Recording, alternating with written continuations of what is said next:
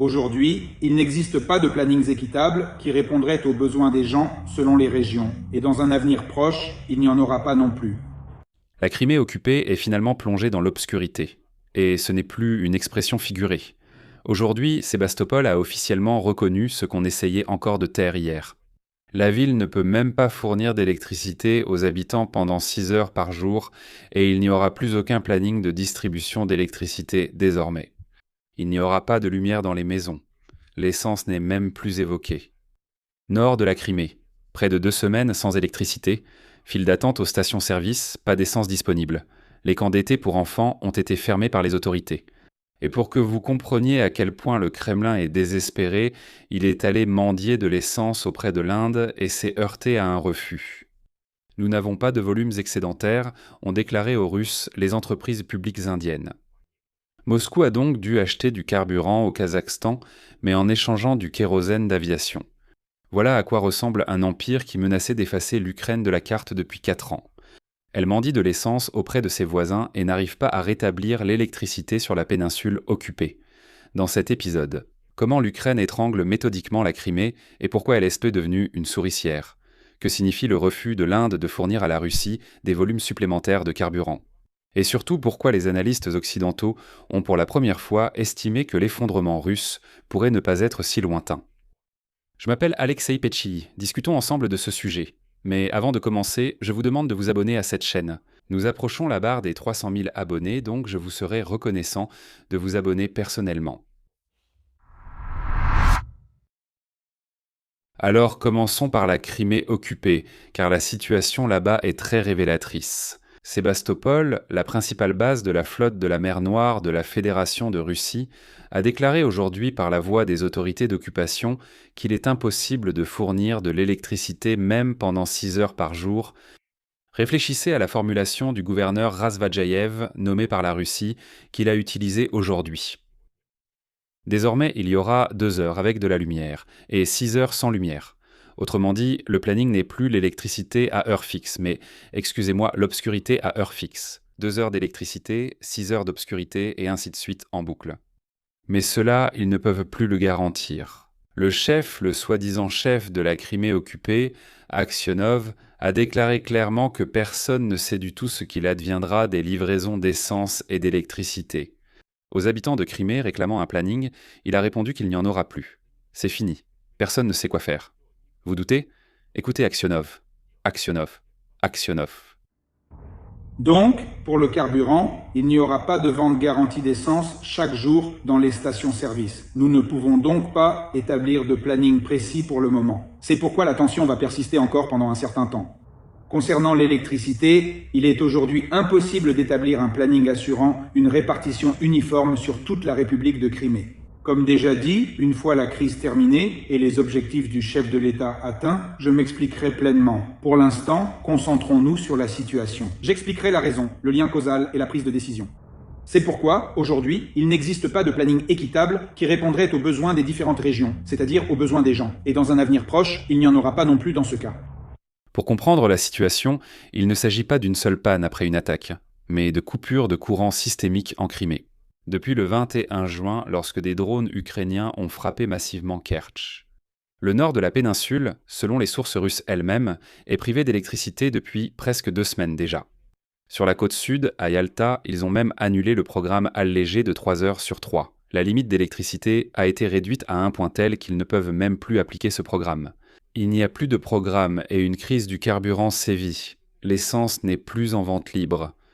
Les gens font la queue la nuit aux stations-service et font des réserves de produits à longue conservation comme s'ils se préparaient à un siège. En fait, c'est bien un siège, mais organisé par des drones. Pourquoi cela se produit-il et pourquoi maintenant? Parce que l'Ukraine a changé de stratégie concernant la Crimée et, plus généralement, sa façon de mener la guerre. The Economist constate que ces derniers mois ont été les plus intenses depuis le début de la guerre. Sur près de 700 attaques ukrainiennes contre la Crimée depuis 2022, plus de la moitié, ont eu lieu rien que la seule dernière année. Et désormais, ils ne frappent plus seulement les cibles militaires, mais visent précisément la logistique, les axes routiers, les voies ferrées et les itinéraires maritimes. Le sens de cette stratégie est décrit par les médias occidentaux à l'aide de deux images percutantes. Par exemple, The Telegraph appelle la Crimée le talon d'Achille de la Russie. Et le New York Times le définit encore plus précisément et écrit que c'est, je cite, une gigantesque souricière logistique. La logique est simple et en même temps implacable. La flotte de la mer Noire, habituellement basée à Sébastopol, a depuis longtemps été contrainte de fuir vers des ports plus éloignés sur le territoire russe en raison de la menace. Le 13 juillet, la Russie a complètement arrêté la navigation sur la mer d'Azov. C'est une voie vitale par laquelle transite un quart des exportations de céréales russes. Parce que là-bas, en 10 jours, 116 navires et pétroliers ont été attaqués. Les troupes russes en Crimée disposent encore de réserves de carburant et de nourriture, mais il sera désormais plus difficile de les réapprovisionner. Elles seront réapprovisionnées lentement, sous le feu, et la population civile est déjà passée en mode survie. Et voici un chiffre qui, comme on dit, résume tout cela. Le commandement des forces ukrainiennes de systèmes sans pilote a déclaré qu'en 10 jours, nous avons frappé 147 navires liés à la Russie, bloquant pratiquement la mer d'Azov et renforçant le blocus de la péninsule de Crimée. 147 navires en 10 jours et une partie d'entre eux se trouve déjà en mer Noire, pas seulement en mer d'Azov. Cela signifie qu'il ne reste plus de région sûre pour l'infrastructure russe. Et maintenant, la deuxième partie de la sensation d'aujourd'hui, qui montre à quel point la superpuissance énergétique appelée Russie, qui a toujours exporté du pétrole et des produits pétroliers, en est arrivée à une telle humiliation. Maintenant, elle court chez ses voisins pour mendier ne serait-ce qu'une goutte d'essence, et comme on dit, elle se fait envoyer promener. Ici, des nouvelles très intéressantes sont apparues sur la façon dont même l'Inde a envoyé promener ses Russes sales et sauvages.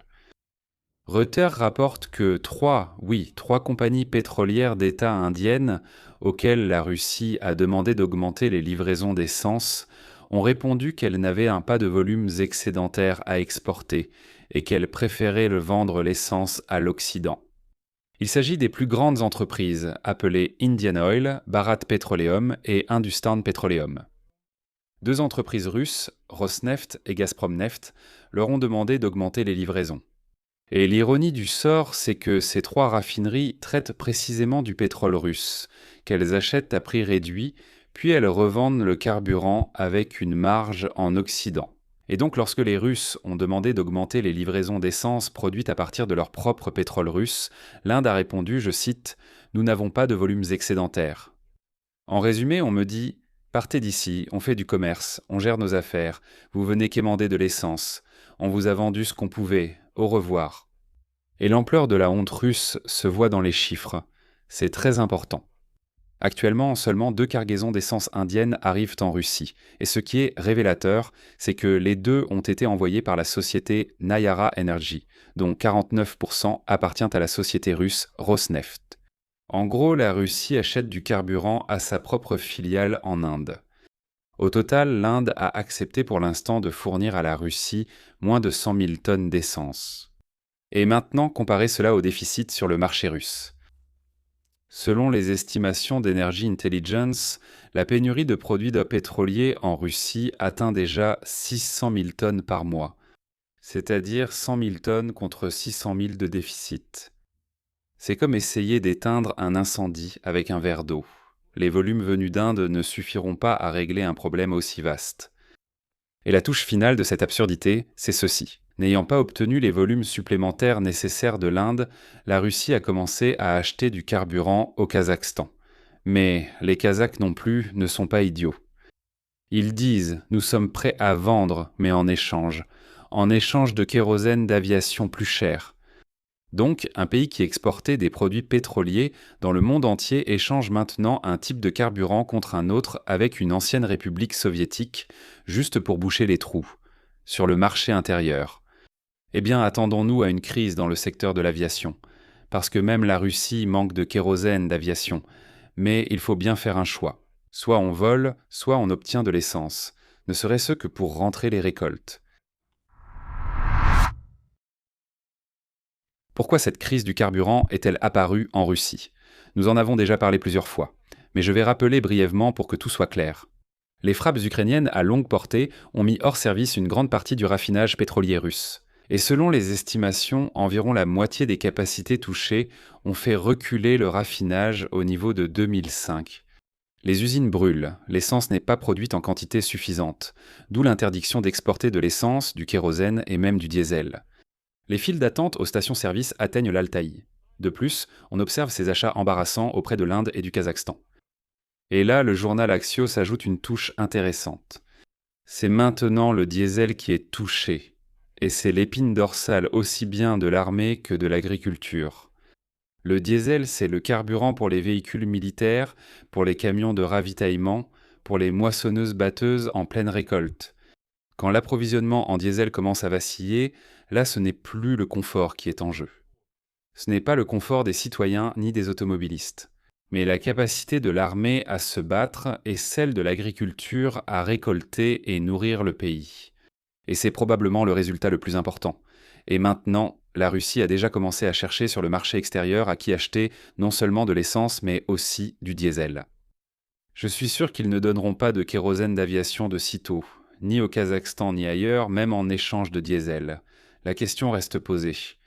Il n'est pas nécessaire de voler, il s'agit ici de survivre sur Terre. Voici la principale conclusion. Pour la première fois, les analystes occidentaux, habituellement prudents, évoquent ouvertement un possible effondrement de la Russie. The Telegraph écrit aujourd'hui clairement « La guerre épuise rapidement la Russie et l'effondrement pourrait ne pas être si loin ». Selon eux, les récentes frappes ukrainiennes sur l'infrastructure énergétique pourraient marquer un tournant décisif dans la guerre. La Russie perd vite son avantage énergétique. Et ses problèmes économiques et militaires ne cessent de s'aggraver. Et voici la citation. Même à Moscou même, on n'exclut pas un effondrement économique dans les prochains mois. En effet, déjà maintenant, l'essence est acheminée de toutes les régions de Russie vers Moscou, mais même cela ne suffit pas. La même analyse explique pourquoi cela fonctionne maintenant.